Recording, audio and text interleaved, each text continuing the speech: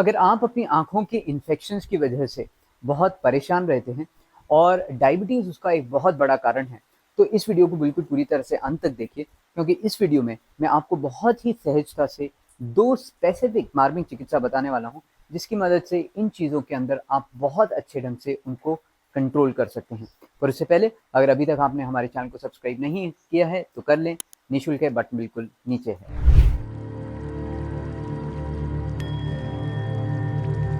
धन्यवाद, नमस्कार। जैसे कि आप जानते हैं, वर्म चिकित्सा के अंदर बहुत ही सहजता से आप अपनी अपनी जो स्पेसिफिक ऊर्जा है, वात पित्त कफ, उसको आप बैलेंस कर सकते हैं।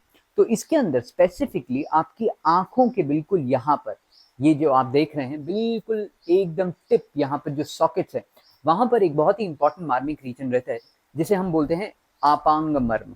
अब यहाँ पर आप इसको बहुत ही धीरे धीरे, बिल्कुल एकदम टिप, यहाँ पर आंखों के अंदर नहीं, आंखों के बाहर नहीं, just at the tip, and you have to be very careful कि जब आप इस चीज को उत्प्रेरित करेंगे तो आपको आपकी पहली अंगुल से इसको हल्के हल्के, स्पेसिफिकली इफ यू वांट, अच्छे वाले घी के साथ या आप दशमूल ऑयल के साथ इस तरह से 15 से 18 बार इसको आप इस तरह से स्टिम्युलेट करेंगे। दिन में 3 से 4 बार आप करेंगे, इससे आराम आराम से, आराम आराम से। तो स्पेसिफिकली जब आप ये वाले स्पेसिफिक आपांग मर्म को उत्प्रेरित करते हैं तो आपकी आलोचक पित्त अच्छे ढंग से कम होने लगती है, वो बैलेंस होने लगती है। तो ये स्पेसिफिकली आपकी आंखों के विकार के लिए बहुत अच्छा रहता है।